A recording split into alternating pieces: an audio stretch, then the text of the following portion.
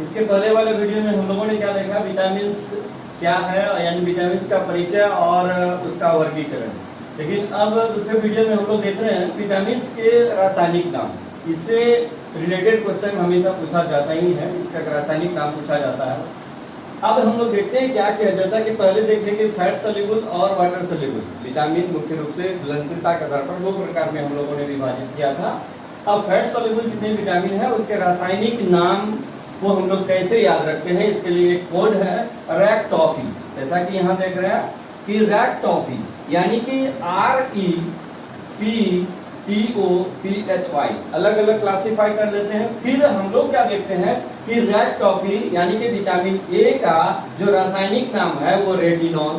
उसके बाद विटामिन जो डी है और इसको हम लोग सी कोड दिए हैं यानी कि सी से कैल्सीफेरॉल। उसके बाद विटामिन ई को टीओ हम लोग कोड दिए हैं, टीओ का मतलब होता है टोकोफेरॉल। उसके बाद विटामिन के को हम लोग PHY दिए हैं यानी फिलोक्वानिन। यानी कि ये जो फैट सोल्यूबल विटामिन है ये 4 प्रकार के विटामिन होते हैं, ये 4 प्रकार के हैं और इसका कोड हम लोगों ने दिया था रैक्टॉफी। और उसका हम लोग पूरा देख भी लिए कि REC से रेटिनॉल होता है, C से कैल्सीफेरॉल होता है, TO से टोकोफेरॉल होता है, PHY से फिलोक्वानिन होता है। क्लियर। अब हम लोग उसके बाद चलते हैं वाटर सोल्यूबल।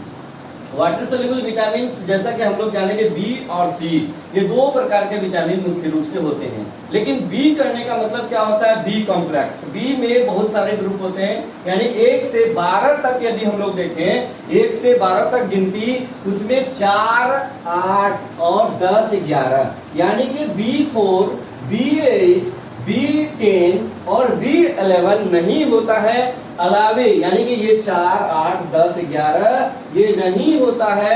बाकी B1 होता है, B2 होता है, B3 होता है, B5 होता है, B6 होता है, B7 होता है, B9 होता है, B12 होता है। यानी कि मुख्य रूप से ये 12 में से 4 घटा देंगे तो बी कॉम्प्लेक्स ग्रुप में 8 विटामिन आते हैं। ठीक है, इन 8 विटामिन को हम लोग इसका रासायनिक नाम बराबर पूछा जाता है।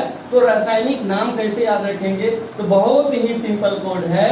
इसका कोड है थाई रिबो पानी पीवो फोसाइनो, यानी कि थाई रिबो पानी पीवो फोसाइनो। इसका जो स्पेशल सिग्निफिकेंस यानी स्पेशल मीनिंग है वो क्या है, THI यानी विटामिन B1 को THI हम लोग कोड दिए हैं और उससे मतलब होता है थायमिन। उसके बाद दूसरा नंबर में राइबो इसका यानी कि विटामिन B12 को नाम दिए हैं, यानी इसका नाम है राइबोफ्लोविन।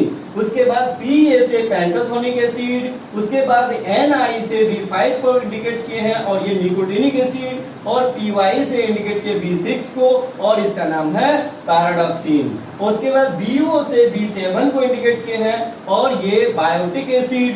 उसके बाद FO से B9 को इंडिकेट किए हैं और इसका मतलब होता है फोलिक एसिड, और ये साइनो से इंडिकेट किए B12 को और इसका मतलब होता है साइनोकोबाल्मिन। और साइनोकोबाल्मिन खास करके विटामिन B12 यानी B12 से रिलेटेड एक बहुत ही महत्वपूर्ण क्वेश्चन पूछा जाता है कि कौन सा विटामिन में कोबाल्ट की मात्रा पाई जाती है, तो विटामिन B12 में कोबाल्ट की मात्रा पाई जाती है। इस प्रकार विटामिन बी कॉम्प्लेक्स को हम लोग बहुत ही अच्छे तरह से समझ लिए। इसमें क्या है, कितना सिंपल कोड है कि थाई रिबो पानी पीवो फोसाइनो अगर 2 बार 3 बार बोला जाए तो निश्चित रूप से आपको याद हो जाएगा। और हम लोग उसका स्पेशल मीनिंग भी यहाँ पर देख लिए, और इसको याद करने के लिए बहुत ज्यादा दिमाग लगाने की जरूरत बिल्कुल ही नहीं है। 2-4 बार आपको बोलना है थाई रिबो पानी पीवो फोसाइनो। इससे आपका 8 क्वेश्चन क्लियर हो जाता है, कोई कंफ्यूजन नहीं, आप आसानी से इसका उत्तर कर सकते हैं। उसके बाद हम लोग चलते हैं कि विटामिन सी भी है वाटर सोल्यूबल। इसमें विटामिन सी इसका कोई कोड नहीं, सिंगल है, इसलिए हम लोग इसको सिर्फ एस्कॉर्बिक एसिड बोलते हैं। ठीक है, अब आज के वीडियो में बस इतना ही, और नेक्स्ट वीडियो में हम लोग देखेंगे कि विटामिन के जो स्रोत होते हैं और उसके कमी से होने वाले रोग के बारे में। ठीक है।